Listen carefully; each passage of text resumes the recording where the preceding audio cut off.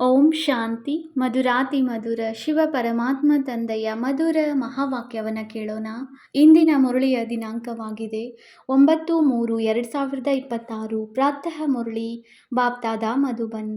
ಮಧುರ ಮಕ್ಕಳೇ, ಹೇಗೆ ಸರ್ವರ ಕಲ್ಯಾಣ ಮಾಡುವುದು ತಂದೆಯ ಪಾತ್ರವಾಗಿದೆ, ಹಾಗೆಯೇ ತಂದೆಯ ಸಮಾನ ಕಲ್ಯಾಣಕಾರಿಗಳಾಗಿ ತನ್ನ ಮತ್ತು ಸರ್ವರ ಕಲ್ಯಾಣ ಮಾಡಿ.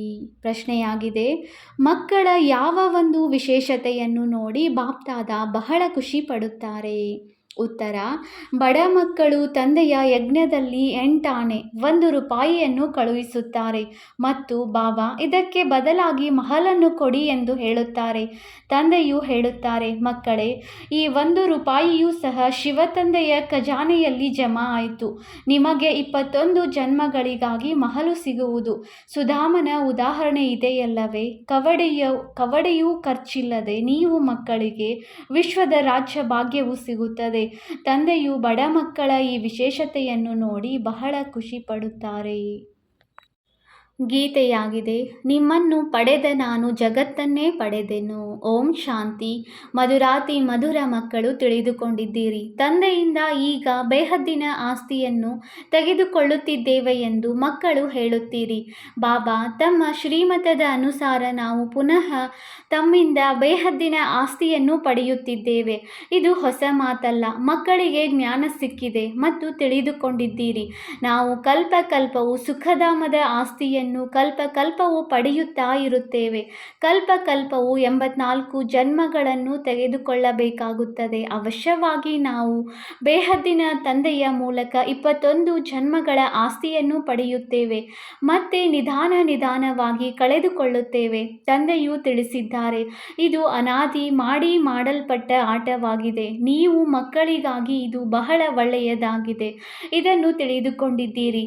ಡ್ರಾಮಾದಲ್ಲಿ ಬಹಳಷ್ಟು ಸುಖವಿದೆ. ಅಂತಿಮದಲ್ಲಿ ಬಂದು ರಾವಣನ ಮೂಲಕ ದುಃಖವನ್ನು ಪಡೆಯುತ್ತೀರಿ. ಈಗಿನ್ನೂ ನೀವು ಕೆಲವರೇ ಇದ್ದೀರಿ. ಮುಂದೆ ಹೋದಂತೆ ಬಹಳ ವೃದ್ಧಿಯಾಗುತ್ತಾ ಹೋಗುವುದು. ಮನುಷ್ಯರಿಂದ ದೇವತೆಗಳು ಆಗುತ್ತೀರಿ. ಅವಶ್ಯವಾಗಿ ಹೃದಯದಲ್ಲಿ ಇದನ್ನು ತಿಳಿದುಕೊಳ್ಳುವಿರಿ. ನಾವು ಕಲ್ಪ ಕಲ್ಪವು ತಂದೆಯಿಂದ ಆಸ್ತಿಯನ್ನು ಪಡೆಯುತ್ತೇವೆ. ಯಾರು ಬಂದು ಜ್ಞಾನವನ್ನು ತೆಗೆದುಕೊಳ್ಳುವರೋ ಅವರು ತಿಳಿದುಕೊಳ್ಳುತ್ತಾರೆ. ಈಗ ಜ್ಞಾನಸಾಗರ ತಂದೆಯ ಮೂಲಕ ಸೃಷ್ಟಿಯ ಆದಿ ಮಧ್ಯ ಅಂತ್ಯದ ಜ್ಞಾನವನ್ನು ಪಡೆದಿದ್ದೇವೆ. ತಂದೆಯು ಜ್ಞಾನಸಾಗರ, ಪತಿತರನ್ನು ಪಾವನ ಮಾಡುವವರಾಗಿದ್ದಾರೆ. ಅರ್ಥಾತ್ ಮುಕ್ತಿ ಜೀವನ್ಮುಕ್ತಿಯಲ್ಲಿ ಕರೆದುಕೊಂಡು ಹೋಗುವವರಾಗಿದ್ದಾರೆ. ಇದನ್ನು ಸಹ ನೀವು ಈಗಲೇ ತಿಳಿದುಕೊಂಡಿದ್ದೀರಿ. ಅನೇಕರು ಗುರುಗಳನ್ನು ಮಾಡಿಕೊಂಡಿದ್ದಾರಲ್ಲವೇ? ಕೊನೆಗೆ ಗುರುಗಳನ್ನು ಸಹ ಬಿಟ್ಟು ಬಂದು ಜ್ಞಾನವನ್ನು ತೆಗೆದುಕೊಳ್ಳುತ್ತಾರೆ. ನಿಮಗೂ ಸಹ ಈ ಜ್ಞಾನ ಈಗ ಸಿಕ್ಕಿದೆ. ನೀವು ತಿಳಿದುಕೊಂಡಿದ್ದೀರಿ. ಇದಕ್ಕಿಂತ ಮೊದಲು ಅಜ್ಞಾನಿಗಳಾಗಿದ್ದೆವು. ಸೃಷ್ಟಿ ಚಕ್ರವು ಹೇಗೆ ಸುತ್ತುತ್ತದೆ? ಶಿವ ತಂದೆ, ಬ್ರಹ್ಮ, ವಿಷ್ಣು, ಶಂಕರ ಯಾರೆಂಬುದನ್ನು ತಿಳಿದುಕೊಂಡಿರಲಿಲ್ಲ. ನಾವೇ ವಿಶ್ವದ ಮಾಲೀಕರಾಗಿದ್ದೆವು ಎಂದು ಈಗ ಅರ್ಥವಾಗಿದೆ. ಅಂದ ಮೇಲೆ ನಿಮ್ಮ ಬುದ್ಧಿಯಲ್ಲಿ ಬಹಳ ಒಳ್ಳೆಯ ನಶೆ ಇರಬೇಕು. ತಂದೆ ಮತ್ತು ಸೃಷ್ಟಿ ಚಕ್ರವನ್ನು ನೆನಪು ಮಾಡುತ್ತಿರಬೇಕು. ತಂದೆ ಮತ್ತು ಆಸ್ತಿ. ತಂದೆಯು ತಿಳಿಸುತ್ತಾರೆ, ಇದಕ್ಕಿಂತ ಮೊದಲು ನೀವು ಏನನ್ನೂ ತಿಳಿದುಕೊಂಡಿರಲಿಲ್ಲ. ತಂದೆಯನ್ನಾಗಲಿ ಅವರ ರಚನೆಯನ್ನಾಗಲಿ ಅರಿತುಕೊಂಡಿರಲಿಲ್ಲ. ಇಡೀ ಸೃಷ್ಟಿಯ ಮನುಷ್ಯ ಮಾತ್ರರು ತಂದೆಯನ್ನು, ರಚನೆಯ ಆದಿ ಮಧ್ಯ ಅಂತ್ಯವನ್ನು ತಿಳಿದುಕೊಂಡಿಲ್ಲ. ನೀವೀಗ ಶೂದ್ರರಿಂದ ಬ್ರಾಹ್ಮಣರಾಗಿದ್ದೀರಿ. ತಂದೆಯು ಎಲ್ಲ ಮಕ್ಕಳೊಂದಿಗೆ ಮಾತನಾಡುತ್ತಿದ್ದಾರೆ. ಎಷ್ಟೊಂದು ಮಂದಿ ಮಕ್ಕಳಿದ್ದಾರೆ. ಎಷ್ಟೊಂದು ಸೇವಾ ಕೇಂದ್ರಗಳಿವೆ. ಇನ್ನೂ ಸೇವಾ ಕೇಂದ್ರಗಳು ತೆರೆಯಲ್ಪಡುತ್ತವೆ ಅಂದಾಗ ತಂದೆಯು ತಿಳಿಸುತ್ತಾರೆ, ಮೊದಲು ನೀವು ಏನನ್ನೂ ತಿಳಿದುಕೊಂಡಿರಲಿಲ್ಲ. ಈಗ ನಂಬರ್ ವಾರ್ ಪುರುಷಾರ್ಥದ ಅನುಸಾರ ತಿಳಿದುಕೊಂಡಿದ್ದೀರಿ. ನಾವೀಗ ತಂದೆಯ ಮೂಲಕ ಪತಿತರಿಂದ ಪಾವನರು ಆಗುತ್ತಿದ್ದೇವೆ ಎಂಬುದನ್ನು ತಿಳಿದುಕೊಂಡಿದ್ದೀರಿ. ಉಳಿದವರೆಲ್ಲರೂ ಕೂಗುತ್ತಿರುತ್ತಾರೆ, ನೀವು ಗುಪ್ತವಾಗಿದ್ದೀರಿ. ಬ್ರಹ್ಮ ಕುಮಾರ ಕುಮಾರಿಯರೆಂದು ಹೇಳುತ್ತಾರೆ. ಆದರೆ ಇವರಿಗೆ ಓದಿಸುವವರು ಯಾರು ಎಂಬುದನ್ನು ಅರಿತುಕೊಂಡಿಲ್ಲ. ಇದನ್ನು ಶಾಸ್ತ್ರಗಳಲ್ಲಿಯೂ ಬರೆದಿಲ್ಲ. ಗೀತೆಯ ಭಗವಂತ ಶಿವನೇ ಬಂದು ಮಕ್ಕಳಿಗೆ ರಾಜಯೋಗವನ್ನು ಕಲಿಸಿದ್ದಾರೆ. ಇದು ನಿಮ್ಮ ಬುದ್ಧಿಯಲ್ಲಿ ಬರುತ್ತದೆಯಲ್ಲವೇ? ಗೀತೆಯನ್ನು ನೀವು ಓದಿರುತ್ತೀರಿ. ಈಗ ನಿಮಗೆ ತಿಳಿದಿದೆ, ಜ್ಞಾನ ಮಾರ್ಗವೇ ಬೇರೆಯಾಗಿದೆ. ವಿದ್ವತ್ವ ಮಂಡಳಿಯಿಂದ ಯಾರು ಶಾಸ್ತ್ರ ಇತ್ಯಾದಿಗಳನ್ನು ಓದಿ ಬಿರುದು ತೆಗೆದುಕೊಳ್ಳುವರೋ ಅವೆಲ್ಲವೂ ಭಕ್ತಿ ಮಾರ್ಗದ ಶಾಸ್ತ್ರಗಳಾಗಿವೆ. ಈ ಜ್ಞಾನವು ಅವರಲ್ಲಿ ಇಲ್ಲ. ತಂದೆಯೇ ಬಂದು ಈ ರಚನೆಯ ಆದಿ ಮಧ್ಯ ಅಂತ್ಯದ ಜ್ಞಾನವನ್ನು ಕೊಡುತ್ತಾರೆ. ತಂದೆಯೇ ನಿಮ್ಮ ಬುದ್ಧಿಯ ಬೀಗವನ್ನು ತೆರೆದಿದ್ದಾರೆ. ನೀವು ತಿಳಿದುಕೊಂಡಿದ್ದೀರಿ, ಮೊದಲು ನಾವು ಹೇಗಿದ್ದೆವು, ಈಗ ಏನಾಗಿದ್ದೇವೆ. ಬುದ್ಧಿಯಲ್ಲಿ ಇಡೀ ಚಕ್ರದ ಜ್ಞಾನವು ಬಂದು ಬಿಟ್ಟಿದೆ. ಆರಂಭದಲ್ಲಿ ಇದನ್ನು ತಿಳಿದುಕೊಂಡಿರಲಿಲ್ಲ. ದಿನ ಪ್ರತಿದಿನ ಜ್ಞಾನದ ಮೂರನೆಯ ನೇತ್ರವು ಚೆನ್ನಾಗಿ ತೆರೆಯುತ್ತಾ ಹೋಗುತ್ತದೆ. ಭಗವಂತನು ಯಾವಾಗ ಬಂದರು, ಅವರು ಯಾರಾಗಿದ್ದರು, ಯಾರು ಬಂದು ಗೀತಾ ಜ್ಞಾನವನ್ನು ತಿಳಿಸಿದರು ಎಂಬುದು ಯಾರಿಗೂ ಗೊತ್ತಿಲ್ಲ. ನೀವು ಮಕ್ಕಳು ಅರಿತುಕೊಂಡಿದ್ದೀರಿ, ಬುದ್ಧಿಯಲ್ಲಿ ಇಡೀ ಚಕ್ರದ ಜ್ಞಾನವಿದೆ. ಯಾವಾಗಿನಿಂದ ನಾವು ಸೋಲನ್ನು ಅನುಭವಿಸುತ್ತೇವೆ ಮತ್ತು ಹೇಗೆ ವಾಮ ಮಾರ್ಗದಲ್ಲಿ ಹೋಗುತ್ತೇವೆ, ಹೇಗೆ ಕೆಳಗಿಳಿಯುತ್ತೇವೆ ಎಂದು ಚಿತ್ರದಲ್ಲಿ ಇದನ್ನು ಎಷ್ಟು ಸಹಜವಾಗಿ ತಿಳಿಸಿದ್ದಾರೆ. ಇದು 84 ಜನ್ಮಗಳ ಏಣಿಯಾಗಿದೆ. ಹೇಗೆ ತಿಳಿಯುತ್ತಾರೆ ಮತ್ತೆ ಹತ್ತುತ್ತಾರೆ. ಪತಿತ ಪಾವನ ಯಾರು, ಪತಿತರನ್ನಾಗಿ ಯಾರು ಮಾಡಿದರು, ಇದನ್ನು ನೀವೀಗ ತಿಳಿದುಕೊಂಡಿದ್ದೀರಿ. ಅವರಂತೂ ಪತಿತ ಪಾವನ ಎಂದು ಕೇವಲ ಹಾಡುತ್ತಿರುತ್ತಾರೆ. ಆದರೆ ರಾವಣ ರಾಜ್ಯವು ಯಾವಾಗಿನಿಂದ ಆರಂಭವಾಗುತ್ತದೆ, ಯಾವಾಗಿನಿಂದ ಪತಿತರಾದೆವು ಎಂಬುದೇನನ್ನು ತಿಳಿದುಕೊಂಡಿಲ್ಲ. ಈ ಜ್ಞಾನವು ಆದಿ ಸನಾತನ ದೇವಿ ದೇವತಾ ಧರ್ಮದವರಿಗಾಗಿಯೇ ಇದೆ. ತಂದೆಯು ತಿಳಿಸುತ್ತಾರೆ, ನಾನೇ ಆದಿ ಸನಾತನ ದೇವಿ ದೇವತಾ ಧರ್ಮ ಸ್ಥಾಪನೆ ಮಾಡಿದ್ದೇನೆ. ಈ ವಿಶ್ವದ ಚರಿತ್ರೆ ಭೂಗೋಳವನ್ನು ತಂದೆಯ ವಿನಃ ಮತ್ಯಾರೂ ತಿಳಿಸಲು ಸಾಧ್ಯವಿಲ್ಲ. ನಿಮಗೆ ಇದೊಂದು ಕಥೆಯಾಗಿದೆ. ಹೇಗೆ ರಾಜ್ಯವನ್ನು ಪಡೆಯುತ್ತೇವೆ, ಹೇಗೆ ಕಳೆದುಕೊಳ್ಳುತ್ತೇವೆ, ಆ ಚರಿತ್ರೆ ಭೂಗೋಳವನ್ನು ನಾವು ಓದುತ್ತೇವೆ. ಇದು ಬೇಹದ್ದಿನ ಮಾತಾಗಿದೆ. ನಾವು 84 ಜನ್ಮಗಳ ಚಕ್ರವನ್ನು ಹೇಗೆ ಸುತ್ತುತ್ತೇವೆ. ನಾವೇ ವಿಶ್ವದ ಮಾಲೀಕರಾಗಿದ್ದೆವು. ನಂತರ ರಾವಣನು ರಾಜ್ಯವನ್ನು ಕಸಿದುಕೊಂಡನು. ಈ ಜ್ಞಾನವನ್ನು ತಂದೆಯೇ ಕೊಟ್ಟಿದ್ದಾರೆ. ಮನುಷ್ಯರು ದಸರಾ ಇತ್ಯಾದಿ ಹಬ್ಬಗಳನ್ನು ಆಚರಿಸುತ್ತಾರೆ, ಆದರೆ ಸ್ವಲ್ಪವೂ ಜ್ಞಾನವಿಲ್ಲ. ಹೇಗೆ ನಿಮಗೂ ಸಹ ಈ ಜ್ಞಾನವು ಇರಲಿಲ್ಲ, ಈಗ ಜ್ಞಾನವು ಸಿಗುತ್ತಿದೆ. ಆದ್ದರಿಂದ ನೀವು ಖುಷಿಯಲ್ಲಿ ಇರುತ್ತೀರಿ. ಜ್ಞಾನವು ಖುಷಿ ಕೊಡುತ್ತದೆ. ಬೇಹದ್ದಿನ ಜ್ಞಾನವು ಬುದ್ಧಿಯಲ್ಲಿದೆ. ತಂದೆಯು ನಿಮ್ಮ ಜೋಳಿಗೆಯನ್ನು ತುಂಬಿಸುತ್ತಿದ್ದಾರೆ. ಜೋಳಿಗೆಯನ್ನು ತುಂಬಿಸು ಎಂದು ಹೇಳುತ್ತಾರಲ್ಲವೇ, ಯಾರಿಗೆ ಹೇಳುತ್ತಾರೆ. ಸಾಧು ಸಂತ ಮೊದಲಾದವರಿಗೆ ಹೇಳುವುದಿಲ್ಲ. ಶಿವನಿಗೆ ಭೋಲಾನಾಥನೆಂದು ಹೇಳುತ್ತಾರೆ. ಅವರಿಂದಲೇ ಭಿಕ್ಷೆಯನ್ನು ಬೇಡುತ್ತಾರೆ. ಈಗ ನಿಮ್ಮ ಖುಷಿಗೆ ಪಾರವೇ ಇಲ್ಲ. ನಿಮಗೆ ಬಹಳ ಖುಷಿ ಇರಬೇಕು. ಬುದ್ಧಿಯಲ್ಲಿ ಎಷ್ಟೊಂದು ಜ್ಞಾನವು ಬಂದು ಬಿಟ್ಟಿದೆ. ಬೇಹದ್ದಿನ ತಂದೆಯಿಂದ ಬೇಹದ್ದಿನ ಆಸ್ತಿಯು ಸಿಗುತ್ತದೆ ಅಂದ ಮೇಲೆ ಈಗ ತನ್ನ ಹಾಗೂ ಅನ್ಯರ ಕಲ್ಯಾಣವನ್ನು ಮಾಡಬೇಕಾಗಿದೆ. ಎಲ್ಲರ ಕಲ್ಯಾಣ ಮಾಡಬೇಕಾಗಿದೆ. ಮೊದಲಂತೂ ಒಬ್ಬರು ಇನ್ನೊಬ್ಬರಿಗೆ ಅಕಲ್ಯಾಣವನ್ನೇ ಮಾಡುತ್ತಿದ್ದಿರಿ, ಏಕೆಂದರೆ ಆಸುರಿ ಮತವಿತ್ತು. ನೀವೀಗ ಶ್ರೀಮತದ ಮೇಲಿದ್ದೀರಿ. ಆದ್ದರಿಂದ ತನ್ನ ಕಲ್ಯಾಣವನ್ನು ಮಾಡಿಕೊಳ್ಳಬೇಕಾಗಿದೆ. ಈ ಬೇಹದ್ದಿನ ವಿದ್ಯೆಯನ್ನು ಎಲ್ಲರೂ ಓದಲಿ, ಸೇವಾ ಕೇಂದ್ರಗಳು ತೆರೆಯುತ್ತಾ ಹೋಗಲಿ ಎಂದು ನಿಮಗೆ ಮನಸ್ಸಾಗುತ್ತದೆ. ಬಾಬಾ ಪ್ರದರ್ಶಿನಿ ಕೊಡಿ, ಪ್ರೊಜೆಕ್ಟರ್ ಕೊಡಿ, ನಾವು ಸೇವಾ ಕೇಂದ್ರವನ್ನು ತೆರೆಯುತ್ತೇವೆ.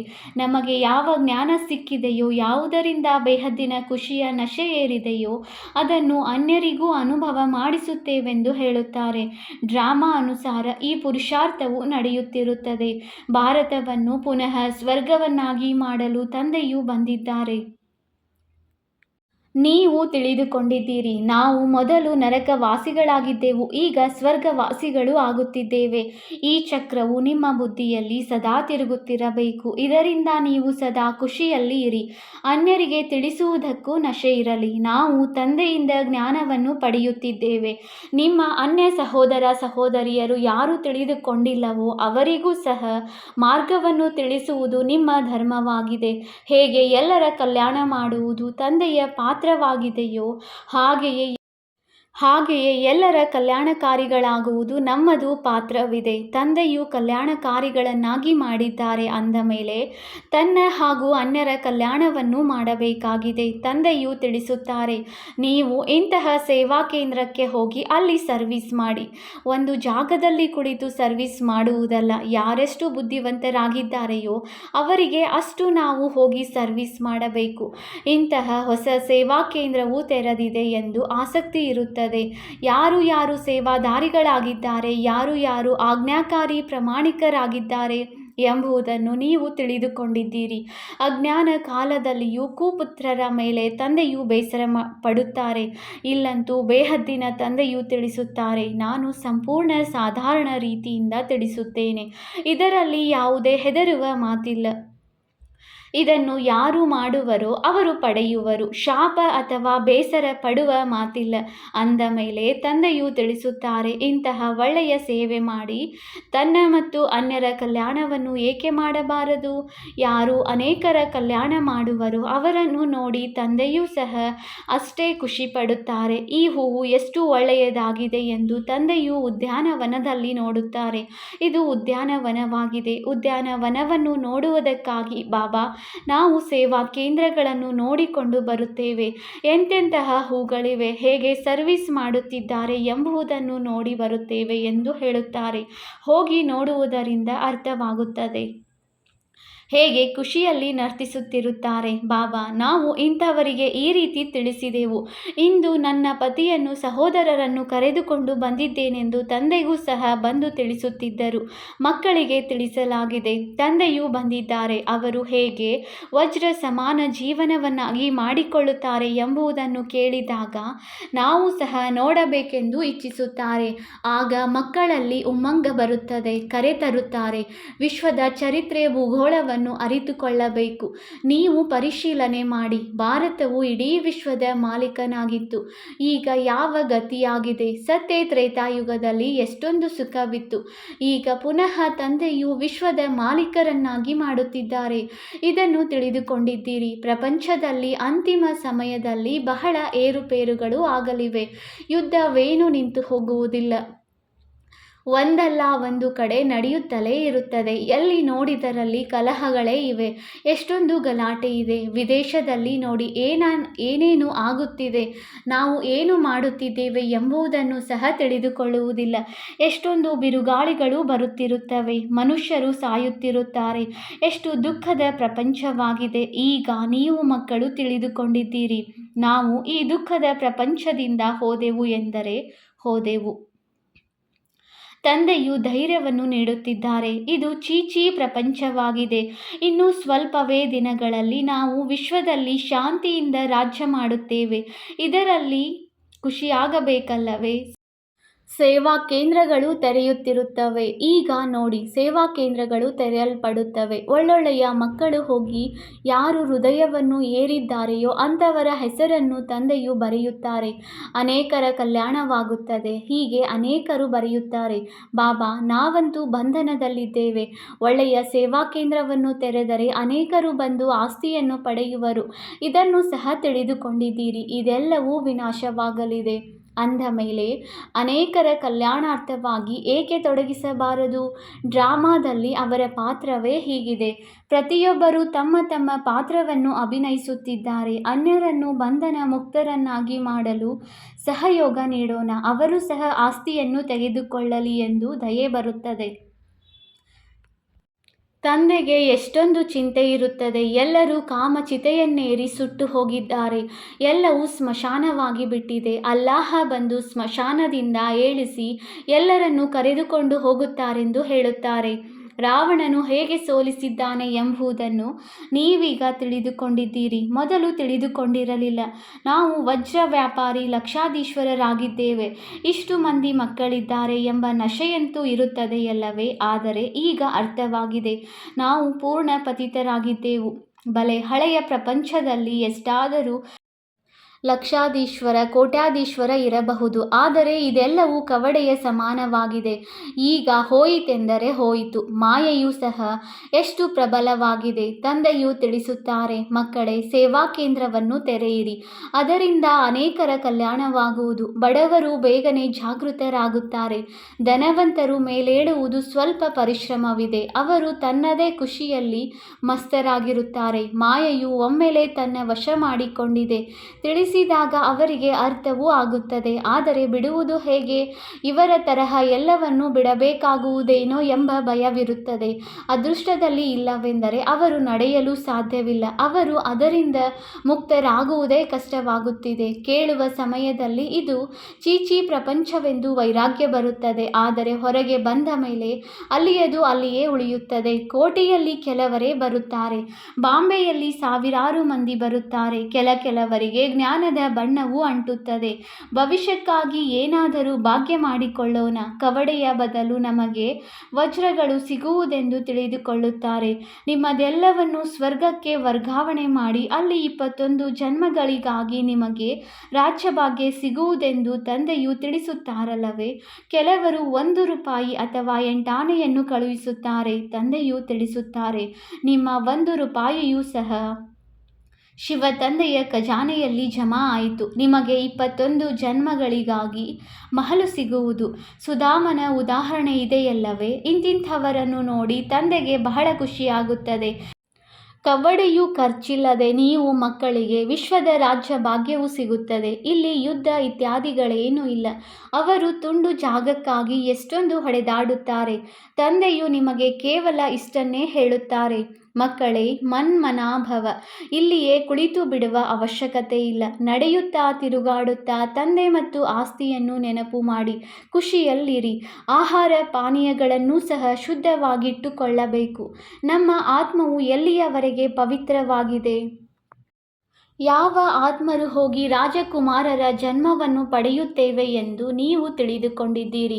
ಮುಂದೆ ಹೋದಂತೆ ಪ್ರಪಂಚದ ಸ್ಥಿತಿಯು ಇನ್ನೂ ಹದಗೆಡುವುದು. ತಿನ್ನಲು ಆಹಾರವೂ ಸಿಗುವುದಿಲ್ಲ. ಆಗ ಹುಲ್ಲು ತಿನ್ನತೊಡಗುತ್ತಾರೆ. ಆಗ ಬೆಣ್ಣೆಯಿಲ್ಲದೆ ನಾವು ಇರುವುದಕ್ಕೆ ಆಗುವುದಿಲ್ಲವೆಂದು ಹೇಳಲು ಸಾಧ್ಯವಿಲ್ಲ. ಆ ಸಮಯದಲ್ಲಿ ಏನೂ ಸಿಗುವುದಿಲ್ಲ.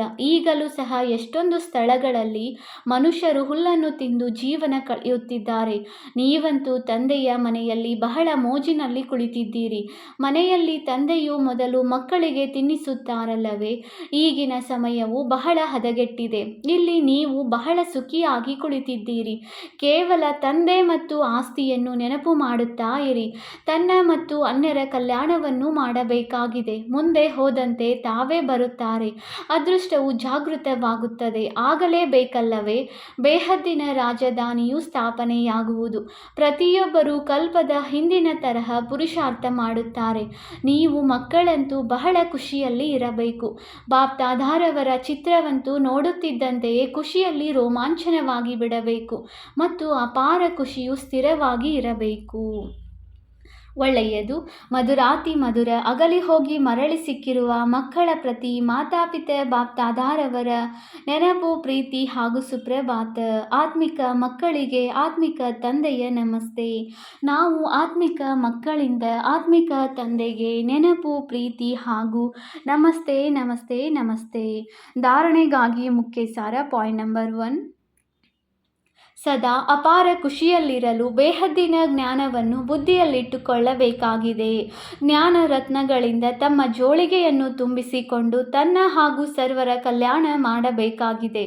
ಜ್ಞಾನದಲ್ಲಿ ಬಹಳ ಬುದ್ಧಿವಂತರು ಆಗಬೇಕಾಗಿದೆ. Point number 2. ಭವಿಷ್ಯ 21 ಜನ್ಮಗಳ ರಾಜ್ಯಭಾಗ್ಯದ ಅಧಿಕಾರವನ್ನು ತೆಗೆದುಕೊಳ್ಳಲು ತನ್ನದೆಲ್ಲವನ್ನೂ ವರ್ಗಾವಣೆ ಮಾಡಬೇಕಾಗಿದೆ. ಈ ಚೀಚಿ ಪ್ರಪಂಚದಿಂದ ಬಿಡುಗಡೆ ಹೊಂದುವ ಯುಕ್ತಿಯನ್ನು ರಚಿಸಬೇಕಾಗಿದೆ. ವರದಾನ: ಒಬ್ಬ ತಂದೆಯ ಪ್ರೀತಿಯಲ್ಲಿ ತಲ್ಲೀನರಾಗಿದ್ದು ಸದಾ ಏರುವ ಕಲೆಯ ಅನುಭವ ಮಾಡುವಂತಹ ಸಫಲತಾ ಮೂರ್ತಿ ಭವ.